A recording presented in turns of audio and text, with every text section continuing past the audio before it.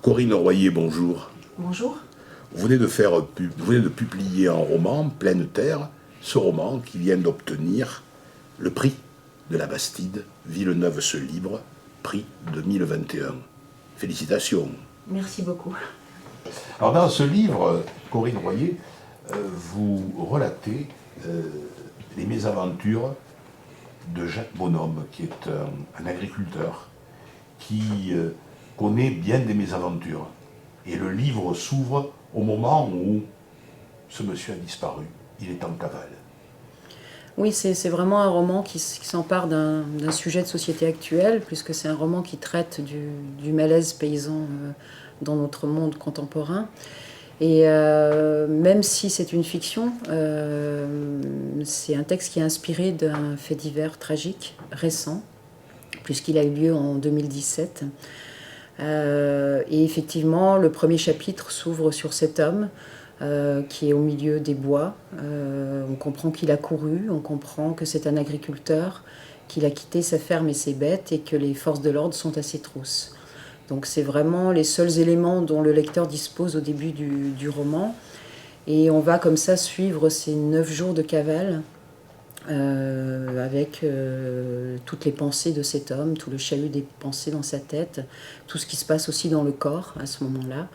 Et ces 9 chapitres de cavale vont être alternés par des témoignages, en fait, une forme polyphonique, où un vieux voisin, une sœur, un agent de l'administration vont permettre au lecteur de comprendre comment on a pu en arriver là, c'est-à-dire comment dans notre monde d'aujourd'hui, en France, un homme qui n'a ni tué ni blessé peut être poursuivi de la sorte et traqué comme un criminel.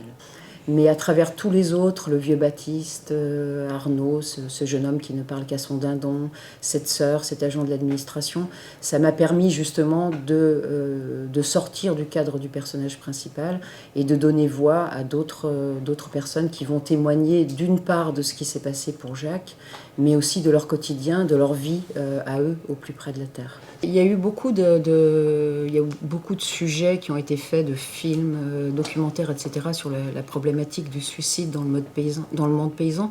Moi, c'est pas mon sujet, même si évidemment c'est présent dans le texte. J'ai vraiment voulu, à travers cette histoire, montrer à quel point la pression administrative, c'est-à-dire ce rouleau compresseur, qui écrase aujourd'hui les petits paysans, leur impose en fait une seule chose, qui est de rentrer dans le cadre du modèle productiviste. Et tous ceux comme Jacques qui refusent ce modèle productiviste sont vraiment broyés par l'administration. Et moi, ce qui m'intéresse dans la littérature, en tout cas ce qui m'intéresse dans le roman, c'est justement ça. Souvent on me dit ce livre... quelle est la géographie de ce livre, par exemple? La géographie de ce livre, c'est le cœur et le corps des hommes. C'est vraiment de ça dont j'ai voulu parler. Et toutes ces histoires, tous ces personnages, on va rentrer dans leur histoire intime et on va comprendre tout ce mécanisme de l'effondrement, tout ce mécanisme de la révolte, comment naît la révolte, pourquoi un homme s'effondre et quand il s'effondre, à quoi il se raccroche, évidemment à ses souvenirs, à ses histoires d'amour, à sa famille, à ses terres. Et qu'est-ce que ça va nous enseigner, tout ça. Donc c'est vraiment ça qui m'intéresse.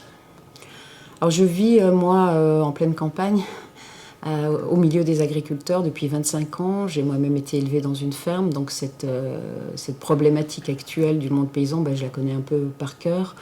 J'avais des tas de témoignages, des tas de paroles données, d'histoires racontées.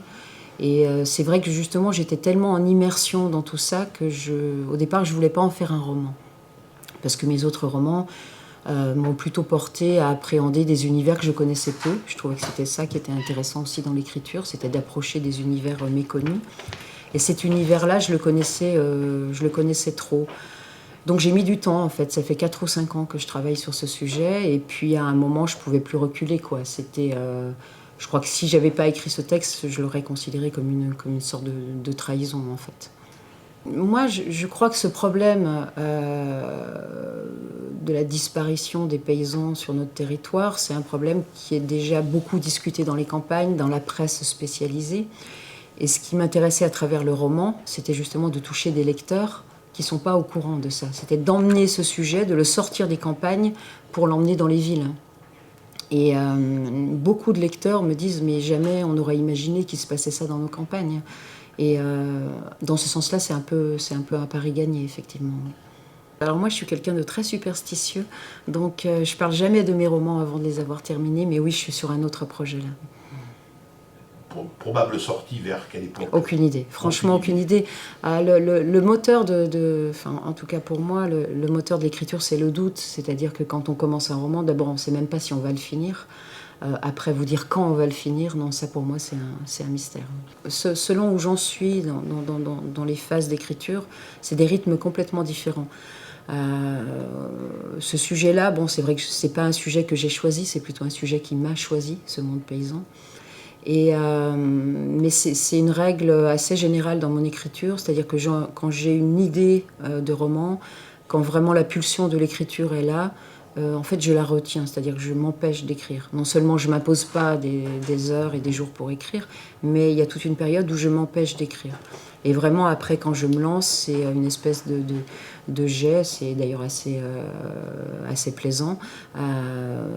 Et la première version, en général, je l'écris assez vite. Vous, lecteur, vous voyez jamais tout le travail qui a été effectué entre la première version et puis l'aboutissement, c'est-à-dire le livre que vous aurez entre les mains.